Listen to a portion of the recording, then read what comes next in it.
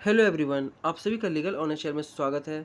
दोस्तों, इस वीडियो में जो जूरिस्प्रूडेंस से रिलेटेड जो क्वेश्चंस हमारे एग्जाम में पूछे जाएंगे, वो उसके आंसर मैं आप लोगों को उपलब्ध करा रहा हूँ।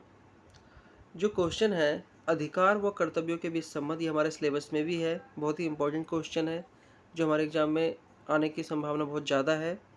तो हमें बताना है कि अधिकार और कर्तव्यों के बीच क्या संबंध है। देखिए, हिंद स्वराज में महात्मा गांधी ने कहा है कि वास्तविक अधिकार कर्तव्यों के प्रदर्शन का परिणाम है।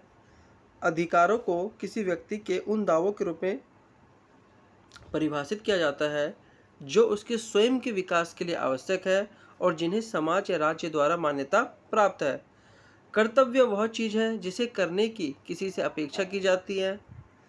अधिकार वे हैं जो कोई चाहता है कि दूसरे उसके लिए करे, जबकि कर्तव्य वे कार्य है जो उसे दूसरे के लिए करने चाहिए।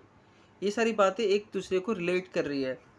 इस प्रकार एक अधिकार दूसरे के अधिकारों के प्रति सम्मान दिखाने के दायित्व के साथ आता है। अधिकारों के साथ जो दायित्व आते हैं वे कर्तव्य के रूप में होते हैं। राज्य अधिकारों की रक्षा करता है और उन्हें लागू करता है, और यह भी नागरिकों का कर्तव्य है कि वे राज्य के प्रति वफादार रहे। इस प्रकार एक नागरिक के पास अधिकार और कर्तव्य दोनों हैं। हेरोल्ड लॉस्की के अनुसार व्यक्ति का अधिकार भी उसका कर्तव्य है। उदाहरण, यदि राज्य किसी नागरिक को जीवन का अधिकार देता है तो वह उस पर यह दायित्व भी डालता है कि वह अपने जीवन को खतरे में ना डाले, साथ ही दूसरों के जीवन का भी सम्मान करे। संविधान में 6 अधिकारों को मौलिक अधिकार संविधान का भाग 3 के रूप में पेश करके आम आदमी के अधिकारों की रक्षा करने का प्रावधान किया गया है। इसी प्रकार संविधान का भाग 4A द्वारा मौलिक कर्तव्यों पर भी जोर दिया गया है। कर्तव्य के बिना कोई अधिकार नहीं हो सकता और इसी अधिकार के बिना कोई कर्तव्य भी नहीं हो सकता।